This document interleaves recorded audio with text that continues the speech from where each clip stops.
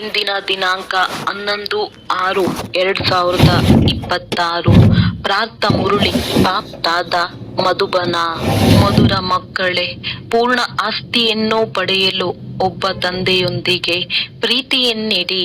ನಿಮ್ಮ ಪ್ರೀತಿಯು ಯಾವುದೇ ದೇಹಧಾರಿಯೊಂದಿಗೆ ಇರಬಾರದು.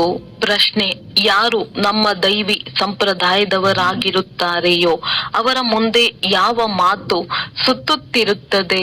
ಉತ್ತರ: ಯಾವಾಗ ನೀವು ಅವರಿಗೆ ತಂದೆಯನ್ನು ನೆನಪು ಮಾಡುವುದರಿಂದ ವಿಕರ್ಮ ವಿನಾಶವಾಗುತ್ತದೆ ಮತ್ತು ದೇವಿ ದೇವತಾ ಧರ್ಮದ ಸ್ಥಾಪನೆಯಾಗುತ್ತದೆ ಎಂದು ತಿಳಿಸುವುದೇ ಈ ಮಾತುಗಳು ಅವರ ಮುಂದೆ ಸುತ್ತುತ್ತಿರುತ್ತದೆ. ಅವರ ಬುದ್ಧಿಯಲ್ಲಿ ನಾವು ದೇವತೆಗಳಾಗಬೇಕು. ಆದ್ದರಿಂದ ನಮ್ಮ ಆಹಾರ ಪಾನೀಯಗಳು ಶುದ್ಧವಾಗಿರಬೇಕು ಎಂದು ಬರುತ್ತದೆ. ಗೀತೆ: ಭೋಲಾನಾಥನಿಗಿಂತ ಭಿನ್ನ. ಓಂ ಶಾಂತಿ. ಭೋಲಾನಾಥನ ಮಕ್ಕಳು, ಕೇಳುತ್ತಿದ್ದೀರಲ್ಲವೇ? ಯಾರಿಂದ ಕೇಳುತ್ತಿದ್ದೀರಿ? ಭೋಲಾನಾಥನಿಂದ ಕೇಳುತ್ತಿದ್ದೀರಿ. ಭೋಲಾನಾಥನೆಂದು ಶಿವನಿಗೆ ಹೇಳಲಾಗುತ್ತದೆ. ಅವರ ಹೆಸರೇ ಶಿವ ಎಂದಾಗಿದೆ. ಭೋಲಾನಾಥನ ಮಕ್ಕಳು ಅರ್ಥಾತ್ ಶಿವನ ಮಕ್ಕಳಾಗಿದ್ದೀರಿ. ಆತ್ಮಗಳು ಈ ಕಿವಿಗಳಿಂದ ಕೇಳುತ್ತಿದ್ದೀರಿ. ಈಗ ನೀವಾತ್ಮಗಳು ಆತ್ಮ ಅಭಿಮಾನಿಗಳಾಗಿದ್ದೀರಿ. ಮಕ್ಕಳು ಟೇಪ್ ರೆಕಾರ್ಡ್ ನಲ್ಲಿಯೂ ಕೇಳುತ್ತಾರೆಂದರೆ ಶಿವ ತಂದೆಯು ನಮಗೆ ಪರಿಚಯ ಕೊಡುತ್ತಾರೆ. ನಾನು ಎಲ್ಲ ಆತ್ಮಗಳ ತಂದೆಯಾಗಿದ್ದೇನೆಂದು ತಿಳಿದಿದ್ದಾರೆ. ನೀವು ಯಾರನ್ನು ಪರಮಪಿತ ಪರಮಾತ್ಮ ಅಥವಾ ಪರಮಾತ್ಮನೆಂದು ಹೇಳುತ್ತೀರೋ ಅವರನ್ನು ಸದಾ ತಂದೆ ಎಂದು ಕರೆಯುತ್ತಾರೆ. ಯಾರು ಅವರನ್ನು ತಂದೆ ಎಂದು ಕರೆಯುತ್ತಾರೆ ಆತ್ಮವೇ ಕರೆಯುತ್ತದೆ. ಆತ್ಮಕ್ಕೆ ಈಗ ಜ್ಞಾನ ಸಿಕ್ಕಿದೆ. ಯಾವ ಮನುಷ್ಯ ಮಾತ್ರರಿಗೂ ಈ ಜ್ಞಾನವಿಲ್ಲ. ನಾವಾತ್ಮರಿಗೆ ಇಬ್ಬರು ತಂದೆಯರಿದ್ದಾರೆ. ಒಬ್ಬರು ಸಾಕಾರಿ ತಂದೆ, ಇನ್ನೊಬ್ಬರು ನಿರಾಕಾರಿ ತಂದೆಯಾಗಿದ್ದಾರೆ. ಅವರು ಪರಮಪಿತ ಪರಮಾತ್ಮನಾಗಿದ್ದಾರೆ. ಈ ತಿಳುವಳಿಕೆಯನ್ನು ಯಾರೂ ಕೊಡಲು ಸಾಧ್ಯವಿಲ್ಲ. ತಂದೆಯ ಹೊರತು ಬೇರೆ ಯಾರೂ ಕೇಳಲು ಸಾಧ್ಯವಿಲ್ಲ. ನೀವು ಪರಮಪಿತ ಪರಮಾತ್ಮ ಗಾಡ್ ಫಾದರ್ ಎಂದು ಯಾರಿಗೆ ಹೇಳುತ್ತೀರಿ? ಏನು ಲೌಕಿಕ ತಂದೆಗೋ ಅಥವಾ ಪಾರಲೌಕಿಕ ತಂದೆಗೋ? ಲೌಕಿಕ ತಂದೆಗೆ ಗಾಡ್ ಫಾದರ್ ಎಂದು ಕರೆಯುತ್ತಾರೆಯೇ? ಹಿಂದಿ ಭಾಷೆಯಲ್ಲಿ ಪರಮಪಿತನೆಂದು ಅಕ್ಷರವಿದೆ. ಅವರಂತೂ ಒಬ್ಬ ನಿರಾಕಾರನಾಗಿದ್ದಾರೆ. ಈಶ್ವರ, ಪ್ರಭು ಅಥವಾ ಭಗವಂತನೆಂದು ಹೇಳುವುದರಿಂದ ತಂದೆ ಎಂಬ ಮಾತು ಸಿದ್ಧವಾಗುವುದಿಲ್ಲ. ಗಾಡ್ ಫಾದರ್ ಎಂಬ ಅಕ್ಷರವು ಚೆನ್ನಾಗಿದೆ. ಆತ್ಮವು ನಮ್ಮ ಗಾಡ್ ಫಾದರ್ ಎಂದು ಹೇಳಿತ್ತು. ಲೌಕಿಕ ತಂದೆಯು ಕೇವಲ ಶರೀರದ ತಂದೆಯಾಗಿದ್ದಾರೆ. ನಿಮ್ಮೊಂದಿಗೆ ಕೇಳಲಾಗುತ್ತದೆ, ನಿಮಗೆ ಎಷ್ಟು ಜನ ತಂದೆಯರಿದ್ದಾರೆ? ಒಬ್ಬರು ಲೌಕಿಕ, ಮತ್ತೊಬ್ಬರು ಪಾರಲೌಕಿಕ. ಇವರಿಬ್ಬರಲ್ಲಿ ಯಾರು ದೊಡ್ಡವರಾಗಿದ್ದಾರೆ? ಅವಶ್ಯವಾಗಿ ಪಾರಲೌಕಿಕ ತಂದೆಯಾಗಿದ್ದಾರೆ. ಎಲ್ಲ ಪತಿತರನ್ನು ಪಾವನ ಮಾಡುವಂತಹ ಪಾರಲೌಕಿಕ ತಂದೆಯ ಮಹಿಮೆಯಾಗಿದೆ. ಇದನ್ನೂ ಸಹ ನೀವೀಗ ತಿಳಿದುಕೊಂಡಿದ್ದೀರಿ. ಪ್ರಪಂಚದಲ್ಲಿ ಇದನ್ನು ಯಾರು ತಿಳಿದುಕೊಂಡಿಲ್ಲ. ನಿಮಗೆ ಪಾರಲೌಕಿಕ ತಂದೆಯೊಂದಿಗೆ ಪ್ರೀತಿ ಇದೆ ಎಂದು ತಂದೆಯು ತಿಳಿಸಿದ್ದಾರೆ. ಬೇರೆಲ್ಲರದ್ದು ವಿನಾಶಕಾಲೆ ವಿಪರೀತ ಬುದ್ಧಿಯಾಗಿದೆ. ಈಗ ಮಹಾಭಾರತ ಯುದ್ಧವು ನಡೆಯಲಿದೆ.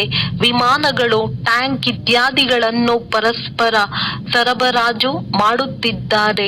ಹಣವನ್ನು ತೆಗೆದುಕೊಂಡು ಯಾರಿಗೆ ಬೇಕೋ ಅವರಿಗೆ ಕೊಡುತ್ತಿದ್ದಾರೆ. ಸಾಲವನ್ನು ಸಹ ತೆಗೆದುಕೊಳ್ಳುತ್ತಿದ್ದಾರೆ. ಅಂದ ಮೇಲೆ ವಿಮಾನ, ಅಣುಬಾಂಬ್ ಇತ್ಯಾದಿಗಳನ್ನು ಸಹ ಕೊಂಡುಕೊಳ್ಳುತ್ತಾರೆ. ಇವೆಲ್ಲ ಸಾಮಗ್ರಿಗಳು ಬಹಳ ಬೆಲೆ ಹೆಚ್ಚಿರುತ್ತದೆ. ವಿದೇಶಿಯರು ಇದನ್ನು ಮಾಡುತ್ತಾರೆ, ನಂತರ ಮಾರಾಟ ಮಾಡುತ್ತಾರೆ. ಭಾರತವಾಸಿಗಳು ವಿಮಾನಗಳನ್ನು ಮಾರಾಟ ಮಾಡುತ್ತಾರೆಯೇ? ಎಲ್ಲ ಸಾಮಗ್ರಿಗಳು ಹೊರಗಿನಿಂದಲೇ ಬರುತ್ತವೆ. ಈಗ ಈ ಸಾಮಗ್ರಿಗಳನ್ನು ಖರೀದಿಸಿದರೆಂದ ಮೇಲೆ ಕೆಲಸಕ್ಕೆ ಬರುತ್ತವೆ ಎಲ್ಲವೇ? ಅವನ್ನು ಬಿಸಾಡಲು ಸಾಧ್ಯವೇ? ಅವರೆಲ್ಲರದ್ದು ವಿನಾಶಕಾಲೆ, ವಿಪರೀತ ಬುದ್ಧಿ, ಯಾದವ ಸಂಪ್ರದಾಯವಾಗಿದೆ. ಇವರೆಲ್ಲರೂ ಯುರೋಪಿನಲ್ಲಿ ಇರುತ್ತಾರೆ. ಇವರಲ್ಲಿ ಎಲ್ಲರೂ ಬಂದು ಬಿಡುತ್ತಾರೆ.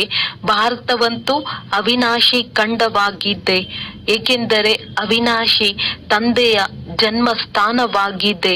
ತಂದೆಯು ಬರುತ್ತಾರೆಂದರೆ ಹಳೆಯ ಪ್ರಪಂಚವು ಸಮಾಪ್ತಿಯಾಗಬೇಕು ಮತ್ತು ಜನ್ಮವನ್ನೂ ಸಹ ತೆಗೆದುಕೊಳ್ಳುತ್ತಾರೆಂದರೆ ಆ ಖಂಡವು ಸಮಾಪ್ತಿಯಾಗುವುದಿಲ್ಲ. ತಂದೆಯು ಬಂದಿದ್ದರು, ಆದ್ದರಿಂದಲೇ ಶಿವ ಜಯಂತಿಯನ್ನು ಮಾಡುತ್ತಾರೆ. ಆದರೆ ಶಿವ ತಂದೆಯು ಯಾವಾಗ ಬರುತ್ತಾರೆಂದು ತಿಳಿದಿಲ್ಲ. ಯಾವಾಗ ವಿನಾಶದ ತಯಾರಿ ಆಗುತ್ತದೆಯೋ ಆಗ ತಂದೆಯು ಬರುತ್ತಾರೆ. ಯುರೋಪಿಯನ್ನರು, ಯಾದವ ಸಂಪ್ರದಾಯದವರು, ಬೌದ್ಧಿಯರು, ಕ್ರಿಶ್ಚಿಯನ್ನರು ಸತ್ಯಯುಗದಲ್ಲಿ ಇರುವುದಿಲ್ಲ. ಅವರದೆಲ್ಲವೂ ವಿನಾಶಕಾಲೆ, ವಿಪರೀತ ಬುದ್ಧಿಯಾಗಿದೆ. ಏಕೆಂದರೆ ಪರಮಾತ್ಮ ತಂದೆಯನ್ನು ಸರ್ವವ್ಯಾಪಿ ಎಂದು ಹೇಳುತ್ತಾರೆ. ನಿಮ್ಮದು ವಿನಾಶಕಾಲೆ, ಪ್ರೀತಿ ಬುದ್ಧಿ. ತಂದೆಯನ್ನು ತಿಳಿದುಕೊಂಡಿದ್ದೀರಿ. ನಾವು 84 ಜನ್ಮಗಳನ್ನು ತೆಗೆದುಕೊಂಡಿದ್ದೇವೆಂದು ನೀವು ತಿಳಿದಿದ್ದೀರಿ.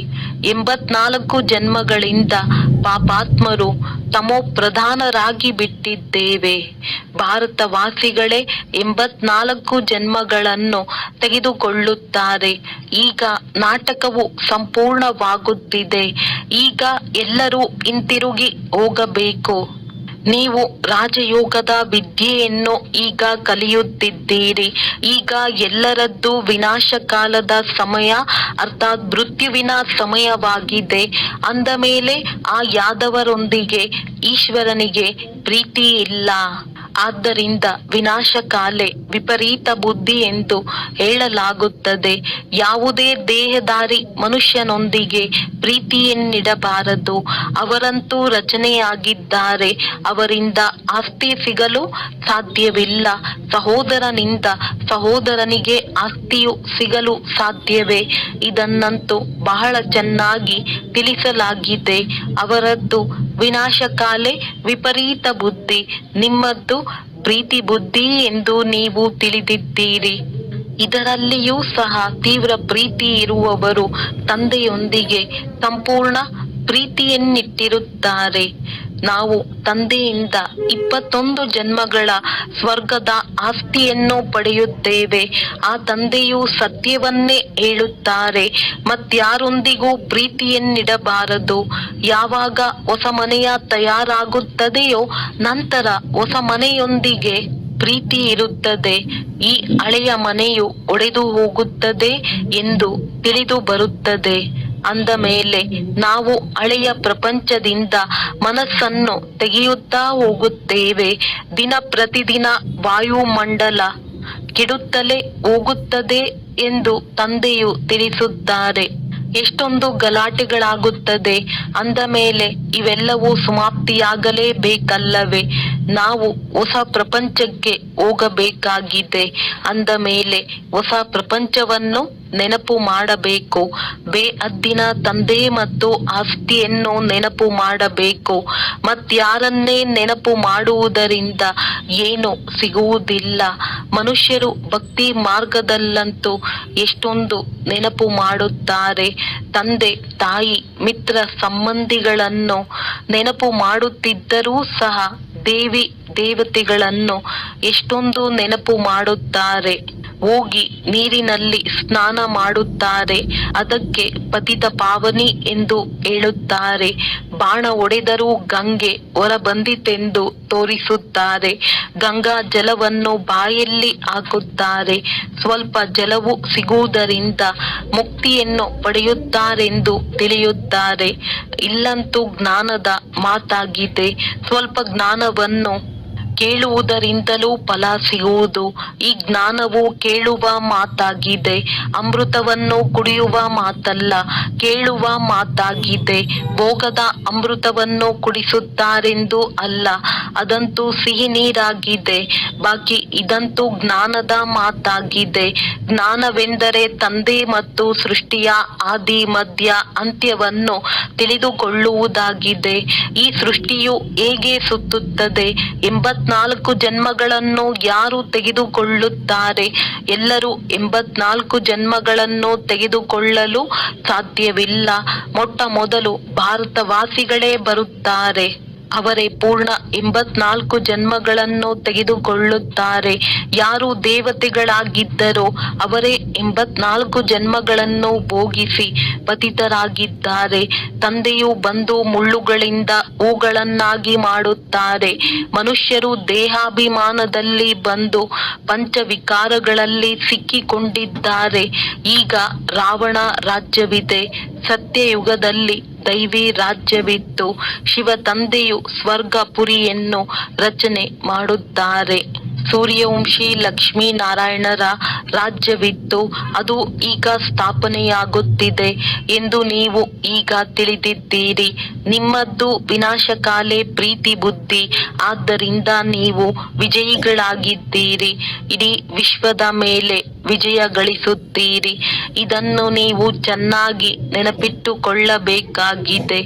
ನಾವು ಭಾರತವಾಸಿಗಳು ಯಾರು ಈಗ ಕಲಿಯುಗದಲ್ಲಿದ್ದೇವೆ, ನಂತರ ಬದಲಾಗಿ ಸ್ವರ್ಗದಲ್ಲಿ ಹೋಗುತ್ತೇವೆ. ಹಳೆಯ ಪ್ರಪಂಚವನ್ನು ಬಿಟ್ಟು ಬಿಡಬೇಕು. ಈ ವಿಕಾರಿ ಸಂಬಂಧವನ್ನು ಬಂಧನವೆಂದು ಹೇಳಲಾಗುತ್ತದೆ. ನೀವೀಗ ವಿಕಾರಿ ಬಂಧನದಿಂದ ಹೊರಬಂದು ನಿರ್ವಿಕಾರಿ ಸಂಬಂಧದಲ್ಲಿ ಹೋಗುತ್ತೀರಿ. ನಂತರ ಇನ್ನೊಂದು ಜನ್ಮದಲ್ಲಿ ವಿಕಾರಿ ಬಂಧನದಲ್ಲಿ ಬರುವುದಿಲ್ಲ. ಅಲ್ಲಿ ನಿರ್ವಿಕಾರಿ ಸಂಬಂಧ. ಈ ಸಮಯದಲ್ಲಿ ಆಸುರಿ ಬಂಧನವಾಗಿದೆ. ನಮಗೆ ಶಿವ ತಂದೆಯೊಂದಿಗೆ ಪ್ರೀತಿ ಇದೆ ಎಂದು ಆತ್ಮವು ಹೇಳುತ್ತದೆ. ನೀವು ಬ್ರಾಹ್ಮಣರದ್ದು ಪ್ರೀತಿ ಇದೆ, ಏಕೆಂದರೆ ಯಥಾರ್ಥವಾಗಿ ತಿಳಿದಿದ್ದೀರಿ. ತಂದೆಯನ್ನು, ಸೃಷ್ಟಿ ಚಕ್ರವನ್ನು ತಿಳಿದು ನಂತರ ಅನ್ಯರಿಗೂ ನೀವು ತಿಳಿಸುತ್ತೀರಿ. ಯಾರೆಷ್ಟು ಅನ್ಯರಿಗೆ ತಿಳಿಸುತ್ತೀರೋ ಅಷ್ಟು ಕಲ್ಯಾಣವಾಗುವುದು. ಯಾರೆಷ್ಟು ತಿಳಿಸುತ್ತಾರೆಯೋ ಅವರೇ ಹೆಚ್ಚು ಬುದ್ಧಿವಂತರು ಮತ್ತು ಶ್ರೇಷ್ಠ ಪದವಿಯನ್ನು ಪಡೆಯುತ್ತಾರೆ. ಕಡಿಮೆ ಸೇವೆ ಮಾಡುತ್ತಾರೆಂದರೆ ಕಡಿಮೆ ಪದವಿಯನ್ನು ಪಡೆಯುತ್ತಾರೆ. ಇಡೀ ಪ್ರಪಂಚವಂತೂ ಪತಿತವಾಗಿದೆ. ಪ್ರತಿಯೊಬ್ಬರಿಗೂ ಪತಿತರಿಂದ ಪಾವನರಾಗುವ ದಾರಿಯನ್ನು ತೋರಿಸಬೇಕಾಗಿದೆ. ಮತ್ಯಾವುದೇ ಉಪಾಯವಿಲ್ಲ. ನೆನಪಿನಿಂದಲೇ ವಿಕರ್ಮಗಳು ವಿನಾಶವಾಗುವುದು. ಯಾರು ದೈವಿ ಸಂಪ್ರದಾಯದವರಾಗಿರುತ್ತಾರೆಯೋ ಅವರ ಮುಂದೆ ಈ ಅಕ್ಷರಗಳು ಪ್ರತಿಧ್ವನಿಸುತ್ತಿರುತ್ತದೆ. ಇದು ಸರಿಯಾದ ಮಾತಾಗಿದೆ ಎಂದು ತಿಳಿದುಕೊಳ್ಳುತ್ತಾರೆ. ಅವಶ್ಯವಾಗಿ ನಾವು ದೇವಿ ದೇವತೆಗಳಾಗುತ್ತೇವೆ. ನಮ್ಮ ಆಹಾರ ಬಹಳ ಶುದ್ಧವಾಗಿರಬೇಕಾಗಿದೆ. ದೈವಿ ಗುಣವನ್ನು ಇಲ್ಲಿಯೇ ಧಾರಣೆ ಮಾಡಬೇಕು. ಸರ್ವಗುಣ ಸಂಪನ್ನರಾಗಬೇಕು. ಅದು ನೀವು ಇಲ್ಲಿಯೇ ಆಗುತ್ತಿದ್ದೀರಿ. ಈ ಲಕ್ಷ್ಮೀನಾರಾಯಣರು ದೇವತೆಗಳಾಗಿದ್ದಾರೆ. ಇವರಿಗೆ ಭೋಗವನ್ನಿಡುತ್ತಾರೆಂದರೆ ಸಿಗರೇಟು ಇತ್ಯಾದಿಗಳನ್ನೇನು ಇಡುತ್ತಾರೆಯೇ? ಸಿಗರೇಟ್ ಸೇದುವವರು ಶ್ರೇಷ್ಠ ಪದವಿಯನ್ನು ಪಡೆಯಲು ಸಾಧ್ಯವಿಲ್ಲ. ಇದು ಯಾವುದೇ ದೈವಿ ವಸ್ತುವಲ್ಲ. ಸಿಗರೇಟ್ ಕುಡಿಯುವುದು ಅಥವಾ ಬೆಳ್ಳುಳ್ಳಿ ಈರುಳ್ಳಿಯನ್ನು ತಿನ್ನುತ್ತಾರೆ, ಆದ್ದರಿಂದ ಕೆಳಗಡೆ ಬೀಳುತ್ತಾರೆ. ಇವುಗಳನ್ನು ಬಿಡುವುದರಿಂದ ಆರೋಗ್ಯ ಕೆಡುತ್ತದೆ ಎಂದು ಹೇಳುತ್ತಾರೆ. ಶಿವ ತಂದೆಯನ್ನು ನೆನಪು ಮಾಡಿ ಎಂದು ತಂದೆಯು ತಿಳಿಸುತ್ತಾರೆ. ಈ ಅಭ್ಯಾಸವನ್ನು ಬಿಟ್ಟರೆ ನಿಮ್ಮ ಸದ್ಗತಿಯಾಗುತ್ತದೆ. ಸಿಗರೇಟಿನ ಅಭ್ಯಾಸವಂತೂ ಬಹಳ ಜನರಲ್ಲಿ ಇರುತ್ತದೆ. ದೇವತೆಗಳಿಗೆ ಯಾವಾಗಲೂ ಇಂಥದ್ದನ್ನು ಭೋಗವನ್ನಿಡುವುದಿಲ್ಲವೆಂದು ತಿಳಿಸಲಾಗುತ್ತದೆ. ಇವರಂತೆಯೇ ಇಲ್ಲಿ ನೀವು ಆಗಬೇಕಾಗಿದೆ. ನೀವು ಈ ರೀತಿ ಕೆಟ್ಟ ಪದಾರ್ಥಗಳನ್ನು ಸೇವಿಸಿದರೆ ದುರ್ವಾಸನೆ ಬರುತ್ತದೆ. ಸಿಗರೇಟು ಅಥವಾ ಮದ್ಯಪಾನ ಸೇವಿಸುವವರಿಂದ ದೂರದಿಂದಲೇ ವಾಸನೆ ಬರುತ್ತದೆ. ಸಿಗುತ್ತದೆ. ಅಂದ ಮೇಲೆ ನೀವು ಮಕ್ಕಳು ದೈವಿ ಗುಣಗಳನ್ನು ಧಾರಣೆ ಮಾಡಬೇಕು, ವೈಷ್ಣವರಾಗಬೇಕಾಗಿದೆ. ನೀವು ವಿಷ್ಣುವಿನ ಸಂತಾನರು, ವಿಷ್ಣು ವಂಶಿಗಳು, ಅರ್ಥಾತ್ ದೈವಿ ಸಂತಾನರಾಗುತ್ತೀರಿ. ಇಲ್ಲಂತೂ ನೀವು ಈಶ್ವರಿಯ ಸಂತಾನರಾಗಿದ್ದೀರಿ. ಇದು ನಿಮ್ಮ ಸರ್ವೋತ್ತಮ ಜನ್ಮವಾಗಿದೆ. ದೇವತೆಗಳಿಗಿಂತಲೂ ನೀವು ಉತ್ತಮರಾಗಿದ್ದೀರಿ. ಅನ್ಯರನ್ನೂ ಸಹ ನೀವು ಉತ್ತಮರನ್ನಾಗಿ ಮಾಡುವವರಾಗಿದ್ದೀರಿ. ಇದು ಬೇಹದ್ದಿನ ತಂದೆಯ ಮೆಷಿನರಿಯಾಗಿದೆ. ಕ್ರಿಶ್ಚಿಯನ್ನರ ಮಿಷನ್ ಇರುತ್ತದೆ ಎಲ್ಲವೇ. ತಮ್ಮ ಕ್ರಿಶ್ಚಿಯನ್ ಧರ್ಮಕ್ಕೆ ಅನೇಕರನ್ನು ಪರಿವರ್ತನೆ ಮಾಡಿಕೊಳ್ಳುತ್ತಾರೆ. ಇದು ಈಶ್ವರಿಯ ಮಿಷನ್ ಆಗಿದೆ. ನೀವು ಶೂದ್ರರಿಂದ ಬ್ರಾಹ್ಮಣ ಧರ್ಮಕ್ಕೆ ಪರಿವರ್ತನೆಯಾಗಿ ನಂತರ ದೇವತಾ ಧರ್ಮಕ್ಕೆ ಹೋಗುತ್ತೀರಿ. ನಾವು ಮೊದಲು ಶೂದ್ರ ವಂಶೀಯರಾಗಿದ್ದೆವು, ಈಗ ಬ್ರಾಹ್ಮಣರಾಗಿದ್ದೇವೆ ಎಂದು ನೀವೀಗ ತಿಳಿದಿದ್ದೀರಿ. ಬದುಕಿದ್ದರೂ ಸತ್ತಂತೆಯೇ ಇದ್ದು ನಂತರ ಹೋಗಿ ದೇವತೆಗಳಾಗುತ್ತೀರಿ. ಗರ್ಭದಿಂದ ಜನ್ಮ ಸಿಗುತ್ತದೆ. ಇಲ್ಲಿ ನಿಮ್ಮನ್ನು ತಂದೆಯು ಧರ್ಮಾತ್ಮರನ್ನಾಗಿ ಮಾಡಲು ಧರ್ಮದ ಮಕ್ಕಳನ್ನಾಗಿ ಮಾಡಿದ್ದನು. ತಂದೆಯು ನಿಮ್ಮನ್ನು ತನ್ನವರನ್ನಾಗಿ ಮಾಡಿಕೊಂಡಿದ್ದಾರೆ. ತಂದೆ ಮಕ್ಕಳಿಗೆ ಬ್ರಾಹ್ಮಣರಿಂದ ದೇವತೆಗಳಾಗುವುದು ಕಲಿಸುತ್ತಾರೆ. ಈ ಮನುಷ್ಯರು ಎಷ್ಟೊಂದು ಶ್ರೇಷ್ಠರಾಗಿದ್ದಾರೆ. ಇವರಲ್ಲಿ ಎಲ್ಲ ದೈವಿ ಗುಣಗಳಿವೆ. ನೀವಾತ್ಮರು ಯಾವಾಗ ಪವಿತ್ರರಾಗುತ್ತೀರಿ ಆಗ ಶರೀರವೂ ಸಹ ಪವಿತ್ರವಾದುದೇ ಬೇಕಲ್ಲವೇ. ಹಳೆಯ ಶರೀರವು ಸಮಾಪ್ತಿಯಾಗುತ್ತದೆ. ನಂತರ ನಿಮಗೆ ಹೊಸ ಶರೀರ ಸತೋಪ್ರಧಾನವಾದುದೇ ಬೇಕಲ್ಲವೇ. ಸತ್ಯಯುಗದಲ್ಲಿ 5 ತತ್ವಗಳು ಸತೋಪ್ರಧಾನವಾಗಿರುತ್ತವೆ. ನೀವು ಶೂದ್ರ ವರ್ಣದಲ್ಲಿದ್ದೀರಿ. ಈಗ ಪುನಃ ಬ್ರಾಹ್ಮಣ ವರ್ಣದವರಾಗಿ ನಂತರ ದೈವಿ ವರ್ಣದಲ್ಲಿ ಬರುತ್ತೀರಿ. 84 ಜನ್ಮಗಳನ್ನು ಪಡೆಯುತ್ತೀರಿ. ಬ್ರಾಹ್ಮಣ ವರ್ಣವನ್ನು ಪ್ರಾಯಲೋಪ ಮಾಡಿಬಿಟ್ಟಿದ್ದಾರೆ. ಈಗ ತಂದೆಯು ಶೂದ್ರರಿಂದ ಬ್ರಾಹ್ಮಣರನ್ನಾಗಿ ಮಾಡಿ ನಂತರ ದೇವತೆಗಳನ್ನಾಗಿ ಮಾಡುತ್ತಾರೆ. ಈಗ ನೀವು ಬ್ರಾಹ್ಮಣರು ಶಿಕೆಗೆ ಸಮಾನರಾಗಿದ್ದೀರಿ. ಬಾಜೋಲಿ ಆಟವಿರುತ್ತದೆ ಇಲ್ಲವೇ. ಈಗ ಬ್ರಾಹ್ಮಣ, ದೇವತಾ, ಕ್ಷತ್ರಿಯ, ನಂತರ ಬ್ರಾಹ್ಮಣರಾಗುತ್ತೀರಿ. ಇದಕ್ಕೆ ಚಕ್ರವೆಂದು ಹೇಳಲಾಗುತ್ತದೆ. ಈಗ ನೀವು ಬ್ರಾಹ್ಮಣ ವರ್ಣದಲ್ಲಿದ್ದೀರಿ. ಈ ಜ್ಞಾನವು ಈಗಲೇ ಸಿಗುತ್ತದೆ. ನಂತರ ಇದರ ಪ್ರಾರಬ್ಧವು ಸಿಗುತ್ತದೆ. ಅಲ್ಲಿ ಸದಾ ಸುಖಿಯಾಗಿರುತ್ತೀರಿ. 21 ಜನ್ಮಗಳು ನಂಬರ್ ವಾರ್ ಪುರುಷಾರ್ಥದ ಅನುಸಾರವಾಗಿದೆ. ಕೆಲವರು ರಾಜವಂಶಕ್ಕೆ ಹೋಗುತ್ತಾರೆ, ಕೆಲವರು ಪ್ರಜೆಗಳಲ್ಲಿ ಹೋಗುತ್ತಾರೆ. ರಾಜಮನೆತನದಲ್ಲಿ ಬಹಳ ಸುಖವಿರುತ್ತದೆ. ನಂತರ ಕಲೆಗಳು ಕಡಿಮೆಯಾಗುತ್ತಾ ಹೋಗುತ್ತದೆ. ನಿಮಗೆ 84 ಜನ್ಮಗಳ ಜ್ಞಾನ ಸಿಕ್ಕಿದೆ, ಸ್ಮೃತಿ ಬಂದಿದೆ. ತಂದೆಯು ಬಂದು ಮಧುರಾತಿ ಮಧುರ ಮಕ್ಕಳೇ, ನಿಮ್ಮ 84 ಜನ್ಮಗಳು ಈಗ ಸಂಪೂರ್ಣವಾಗಿದೆ. ಕೆಲವರದ್ದು 84 ಜನ್ಮ 80, 50 ಅಥವಾ 60